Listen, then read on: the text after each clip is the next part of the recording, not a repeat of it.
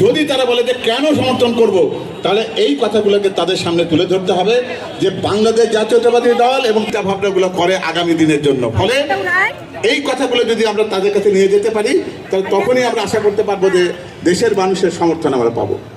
তাহলে সংবিধানে যে আবার গণভোটের অধিকার যদি ফেরত আনতে হয়, পক্ষে একটি ব্যালেন্স চাই, একটা ভারসাম্য চাই, প্রধানমন্ত্রীর ক্ষমতার একচ্ছত্র আধিপত্য চাই না।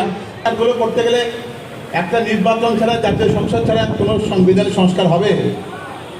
সংবিধানের মধ্যে কোনো কিছু ঢুকাতে গেলে কি একটা সংসদ ছাড়া এটা কেউ পারবে? তো যারা মনে করেন যে এই করবেন, তাদের সাথে আসলে আমাদের যাওয়ার সুযোগ নেই। তাহলে 31 দফার প্রথম দফায় কি ছিল? যে 31 দফার প্রথম দফায় ছিল সংবিধান সংস্কার কমিশন। কি বলেছিলেন? যে যেদিন আওয়ামী লীগ ক্ষমতাচ্যুত হবে সেই রাতে কতজন লোক মারা যাবে? মারা গেছে কেউ? না, একটা মারা গেছে। ওনাদের একটা প্রাক্তন